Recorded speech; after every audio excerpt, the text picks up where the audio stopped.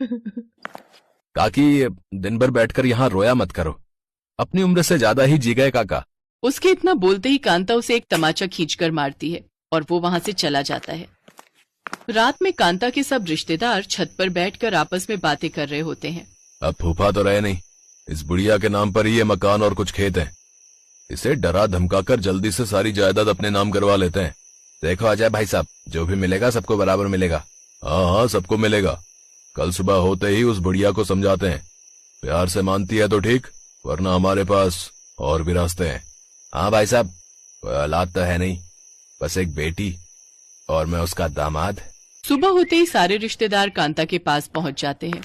कांता भी अब पति खोने के बाद बीमार ही रहने लगी। अम्मा ये लो, इस कागज पर साइन कर दो।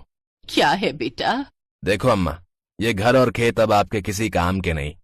आपकी भी उम्र हो रही है, न जाने कब बुलावा आ जाए, इसलिए आप अपने घर और खेत की जिम्मेदारी हमें दे दीजिए।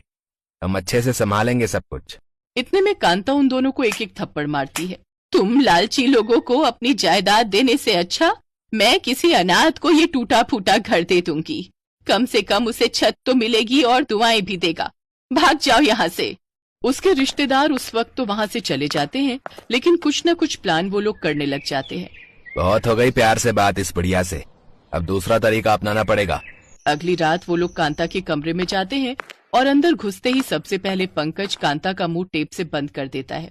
बहुत बढ़िया पंकज, अब इसकी आवाज बाहर तक नहीं जाएगी। अब बोल बुढ़िया, इन कागजों पर साइन करेगी या नहीं? कांता ना में सिर हिलाती है। उसकी आंखों से आंसुओं की धारा भी बहने लगती है। इतने में अजय और पंकज कांता को मारने लगते हैं। मार मार कर कांता की हालत बिगाड़ देते हैं वो लोग। कांता की बहुत चोटें लग जाती हैं, उसके खून भी निकलने लगता है। बस कर अजय, कहीं ये मर गई तो हम सब फंस जाएंगे। अब कल तक इसका बाप भी आएगा साइन करने। हाँ चलते हैं अभी, मारपीट के कुछ नहीं हुआ तो कोर्ट में केस करेंगे और सब कुछ छीन लेंगे इस बुढ़िया से। हाँ, इसके पास तो केस लड़ने के लिए भी पैसे नहीं है, हम आराम से जीत जाएंगे। इतना कहकर वो लोग वहां से चले जाते हैं। कांता की आंखों से आंसू बरस रहे होते हैं। तभी आसमान से पानी भी बरसने लगता है। कांता अपने पति को याद करके बारिश में भीगने लगती है। आज इसी बारिश में भीगकर मैं भी तुम्हारे पास आ रही हूँ बुढ़ऊ। इतना कहते बारिश और भी तेज हो जाती है। अचानक कुछ बादल छट जाते हैं और पूरा चांद दिखाई देने लगता है। तभी उसे अपने पति की कही वो बात याद आती है। आज बारिश भी हो रही है और चांद भी पूरा है। देखती हूँ कि आखिर उस बक्से में ऐसा क्या है। कमरे में आ जाती है और उस बक्से को खोलती है। उस बक्से में एक साधारण सा बहुत पुराना चिमटा निकलता है और कुछ नहीं। इसमें तो सिर्फ एक चिमटा है, वो भी इतना पुराना। इस चिमटे के लिए इतनी बड़ी शर्त क्यों रखी थी गुरुजी ने? चलो कोई बात नहीं, इस चिमटे को अपने पति की आखिरी निशानी समझकर रख दूंगी और जब तक जिंदा हूँ इसी चिमटे से रोटी बनाऊंगी।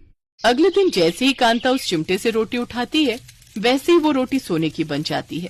कांता हैरान हो जाती है। हाँ, ये रोटी सोने की कैसे बन गई? अब कांता कुछ और भी चीजें उस चिमटे से उठाती है और वो भी सोने की बन जाती है।